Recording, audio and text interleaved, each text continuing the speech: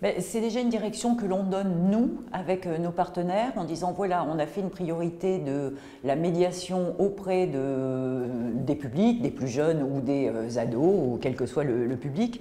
Et au moment de la contractualisation avec ces grands opérateurs, en principe, on est sur une contractualisation triennale, on est sur un accord sur 3 ans, et on spécifie avec eux le niveau que l'on souhaite. Donc souvent, ça nécessite que dans ces structures, il y ait un médiateur culturel, qui soit un vrai médiateur, puisque la médiation, c'est quand même le cœur du sujet. Nous, la première décision que j'ai prise, moi, en arrivant à la direction de la culture, c'est d'avoir un pôle de médiateurs qui accompagne les parcours, qui accompagne dans les musées, qui accompagne dans les structures, et c'est en fait notre moyen d'être en accord avec les acteurs qui sont très volontaires pour le faire, et chacun y trouve son intérêt, puisque c'est à la fois le renouvellement d'un public à travers ces actions de médiation.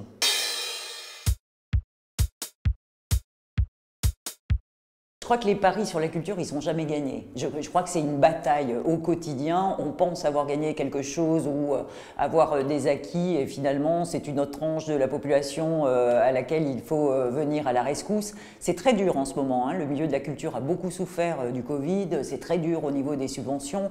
Donc c'est très dur également du côté des publics, et le pari n'est jamais gagné. Mais j'espère quand même, si on devait avoir une récompense, que notre objectif de Clermont Capitale européenne de la culture, ça, ce serait pour nous une vraie validation de dire qu'on va dans le bon sens, que les politiques qu'on mène, effectivement, elles sont porteuses de belles récompenses, et qu'elles porteront de beaux fruits dans le futur. Ça serait pour moi une ambition personnelle, et je le souhaite collective pour à la fois notre grand territoire du Massif central.